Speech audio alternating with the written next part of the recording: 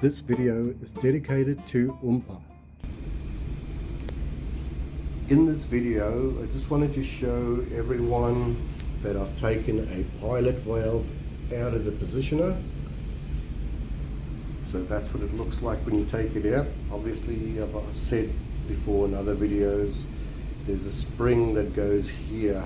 Don't lose that spring, very important.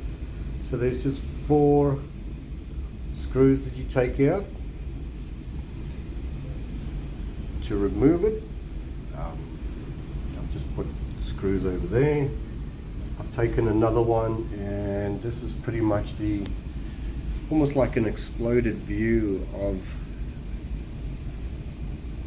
a pilot valve. I haven't taken these O-rings out at the bottom.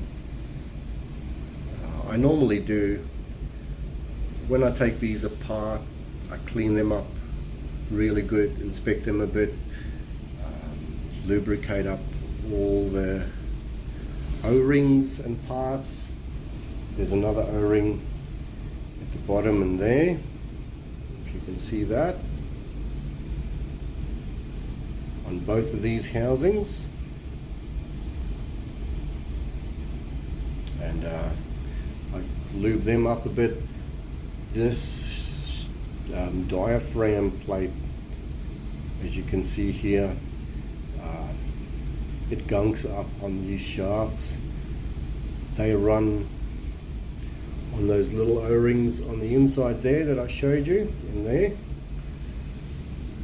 and they get a bit rough looking, so I clean that up. All that gets lubricated, and once I've checked everything, I put it back together. So in this bigger housing, you'll find 2 springs, a bigger one and a little one. In the smaller housing, you'll only find 1 little spring. Now, I'm not 100% sure on the details of the mechanics, not that in depth anyway. That's just how it's been made. Some very clever person designed all this. They use it in a lot of different types.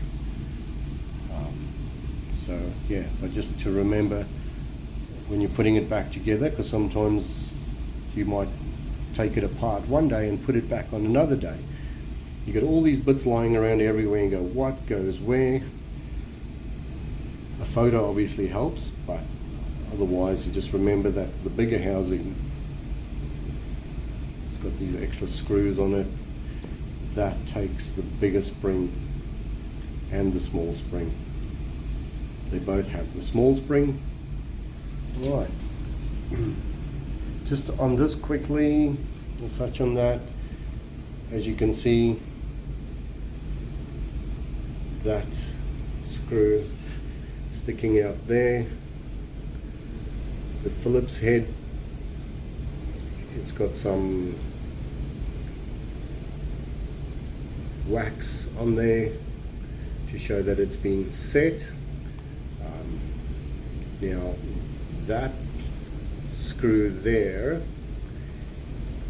in general terms, do not touch that screw.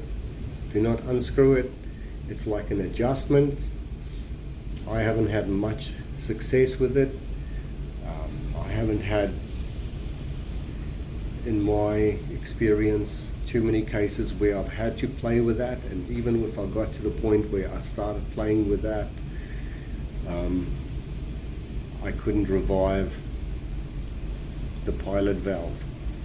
I fixed a whole lot of other things, found a whole lot of other problems, but I've never really had much success with that.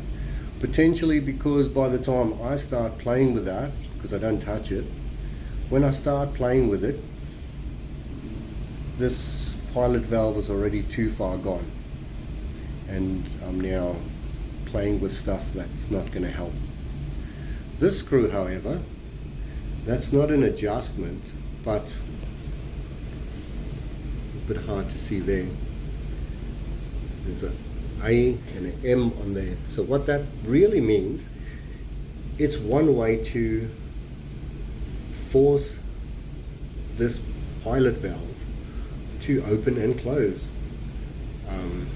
So if there's no wires connected to it, or the signal is 4 milliamps, if you turn that screw, you can force it open all the way and then back to automatic position, which means if you had this obviously inside of the positioner, everything's connected.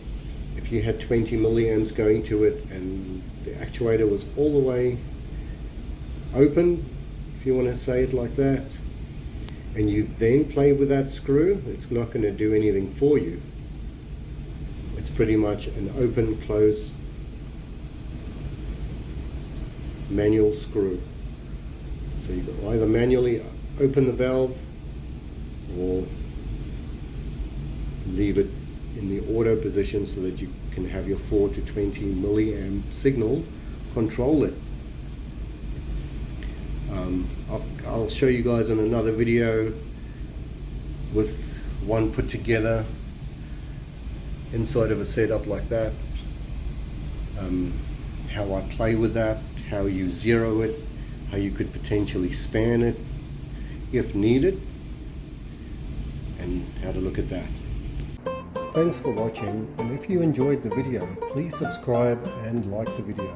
Also, write a comment below, especially if you want to ask a question or request a video. This video is dedicated to Oompa.